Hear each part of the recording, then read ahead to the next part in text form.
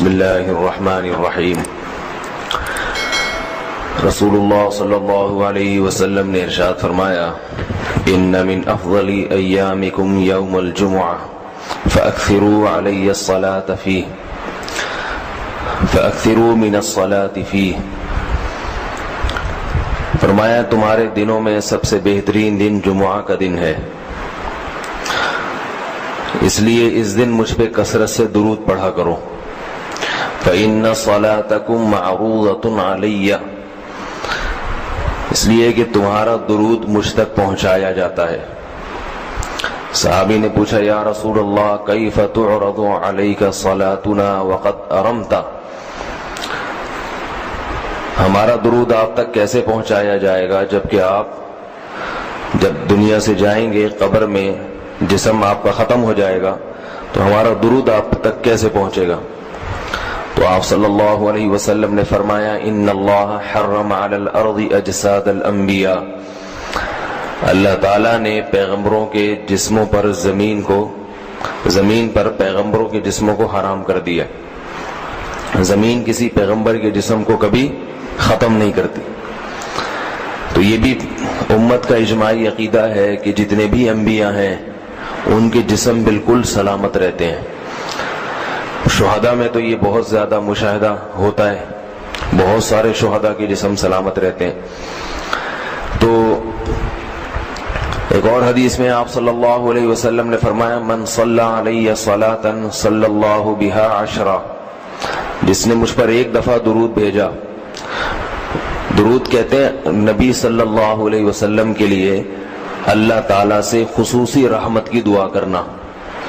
ایک ہوتا ہے عام دعا، کسی کے لیے بھی رحمت، صلات کہتے ہیں خصوصی رحمت جو اللہ اپنے خاص بندوں پہ کرتا ہے۔ اس لیے صلات کا جو لفظ ہے نا، یہ درود اور صلات یہ پیغمبر کے علاوہ کسی کے لیے جائز نہیں ہے، کیونکہ یہ صلات خاص کس کے خاصہ ہے؟ یہ پیغمبروں کا۔ اس لیے ہم اللہم صلی علی محمد تو کہہ سکتے ہیں، لیکن یوں نہیں کہہ سکتے اللہم صلی علی فلان۔ تو وہ صلی جو ہے نا، صلات یہ خاص قسم کی رحمتیں ہوتی ہیں جو اللہ پیغمبروں پر بھیجتے ہیں۔ تبھی قرآن میں آتا ہے اولئک علیہم صلوات من ربہم ورحمہ، کہ جو لوگ صبر کرتے ہیں ان پر اللہ کی خصوصی رحمتیں بھی ہیں اور رحمت بھی ہے۔ تو پتہ چلا صلات اور رحمت میں فرق ہے۔ صلات اعلیٰ قسم کی رحمتوں کو کہتے ہیں۔ تو آپ صلی اللہ علیہ وسلم نے فرمایا، جس نے میرے لیے ایک مرتبہ رحمت کی دعا کی، درود شریف پڑھا میرے لیے، تو اللہ اس پر 10 رحمتیں بھیجتے ہیں۔ اور جمعہ کے دن زیادہ فضیلت ہے درود شریف پڑھنے کی۔ البتہ یہ جو جمعہ کے دن میں حدیث مشہور ہے کہ 80 سال کے گناہ معاف ہوتے ہیں جمعہ کے دن درود پڑھنے سے، یہ حدیث سند کے لحاظ سے کمزور ہے۔ لیکن یہ جو میں نے حدیث پڑھی کہ جمعے کا دن سب سے بہتر دن ہے، فَأَكْثِرُوا عَلَيَّ مِنَ الصَّلَاةِ فِيهِ، لہذا اس دن مجھ پہ کثرت سے درود پڑھا کرو، یہ بالکل صحیح حدیث۔ تو جمعہ کے دن درود شریف کی اضافی فضیلت ہے۔ آج چونکہ جمعہ کا دن ہے تو اس لیے میں نے کہا کہ اس بارے میں تھوڑی سی بات کروں۔ ایک اور حدیث میں آتا ہے، رسول اللہ صلی اللہ علیہ وسلم نے فرمایا، لا تجعلوا قبری عیدا وصلوا علی فإن صلاتکم تبلغنی حیث کنتم۔ فرمایا میری قبر کو عیدگاہ نہ بناؤ، جیسے میلوں کی جگہ ہوتی ہے نا، میلے ٹھیلے، عید پہ جب سب لوگ جمع ہو کے خوشیاں مناتے ہیں، تو جیسے مزاروں پہ ہوتا ہے نا، قوالیاں ہو رہی ہیں اور یہ میلے ٹھیلے ہو رہے ہیں آج کل دیکھا ہے۔ تو پہلے زمانے میں بھی جب کوئی نیک آدمی دنیا سے جاتا تھا تو لوگ اس کی قبر پہ دھرنے مار کے بیٹھ جاتے تھے، اور وہ مجاور اور یہ سب جو ہمارے یہاں ہوتا ہے۔ تو آپ صلی اللہ علیہ وسلم نے منع کیا کہ میری قبر کے ساتھ یہ کچھ مت کرو، البتہ مجھ پہ درود پڑھا کرو، اور فرمایا کہ تم جہاں سے بھی درود پڑھو گے یہ مجھ تک پہنچے گا۔ ایک اور حدیث میں رسول اللہ صلی اللہ علیہ وسلم نے فرمایا، ما من احد یسلم علی الا رد اللہ علی روحی فارد علیہ، کہ جب بھی کوئی مجھ پر سلام بھیجتا ہے اللہ میری روح کو میرے جسم میں لوٹاتے ہیں اور میں اس کے سلام کا جواب دیتا ہوں۔ اب یہ کیسے ہوتا ہے؟ چونکہ یہ برزخی زندگی میں ہے، لہذا اس کی کیفیات میں اور گہرائی میں جانے کی اجازت نہیں ہے۔ جیسے اللہ بہتر سمجھتے ہیں یہ ہوتا ہے، اس کی حقیقت کا ہمیں علم پوری طرح نہیں ہے، برزخی زندگی ہے۔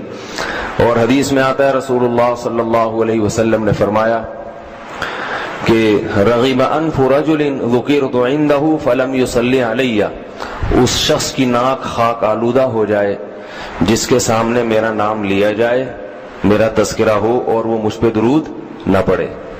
ایک اور حدیث میں آپ صلی اللہ علیہ وسلم نے فرمایا البخیل من ذکرت عنده فلم يصلی علی، وہ شخص کنجوس ہے، بخیل ہے، جس کے سامنے میرا نام آئے اور مجھ پہ درود نہ پڑے۔ یعنی اتنی بڑی شخصیت اور اتنے بڑے محسن اعظم کا تذکرہ آ رہا ہے اور اس کی زبان سے دعا بھی نہیں نکلتی، تو اس سے بڑا کنجوس دنیا میں کون ہو سکتا ہے۔ ایک اور حدیث میں آپ صلی اللہ علیہ وسلم نے ایک شخص کو دعا مانگتے ہوئے دیکھا جس نے درود شریف پڑھے بغیر دعا شروع کر دی، تو آپ صلی اللہ علیہ وسلم نے فرمایا اس نے دعا میں جلدی کی ہے۔ پھر فرمایا تم میں سے جب کسی شخص کو دعا مانگنی ہو تو پہلے اللہ کی حمد و ثنا پڑھے، پھر مجھ پر درود بھیجے۔ قرآن مجید میں بھی اللہ نے حکم دیا ان اللہ وملائکتہ یصلون علی النبی، کہ اللہ اور اس کے فرشتے، اللہ بھی رحمت بھیجتے ہیں اور فرشتے بھی رحمت کی دعا کرتے ہیں۔ یا ایھا الذین آمنوا صلوا علیہ وسلموا تسلیما، اے ایمان والو تم بھی محمد صلی اللہ علیہ وسلم پر درود بھیجا کرو اور سلام بھیجا کرو۔ درود اور سلام میں فرق یہ ہے کہ درود اللہ کی رحمت اور سلامت کہتے ہیں کہ ہر برائی سے، ہر مشکل سے، ہر مصیبت سے بچائیں۔ تو کمال جب ہی ہوتا ہے جب اللہ ہر شر سے بچا لیں اور اضافی رحمتیں بھی بھیجیں۔ تو علماء نے درود شریف کی حکمتوں میں لکھا ہے کہ درود شریف جو اللہ نے ہمیں پڑھنے کا حکم دیا، اس کی بنیادی وجہ تو سب کو معلوم ہے کہ سب سے زیادہ احسانات اس کائنات میں اللہ کے بعد کس کے ہیں؟ محمد صلی اللہ علیہ وسلم۔ تو آپ صلی اللہ علیہ وسلم کے احسانات سب سے زیادہ ہیں انسانیت پر، انسان کو انسان آپ صلی اللہ علیہ وسلم نے بنایا، اور اہل اسلام تو سب سے زیادہ ان احسانات کے تلے دبے ہوئے۔ تو ہم کوئی بھی عبادت اگر کر رہے ہیں، دعا بھی اگر مانگ رہے ہیں، تو یہ بھی کس کی وجہ سے توفیق مل رہی ہے؟ نبی صلی اللہ علیہ وسلم، کیونکہ آپ صلی اللہ علیہ وسلم نے ہی یہ ساری چیزیں سکھائی ہیں۔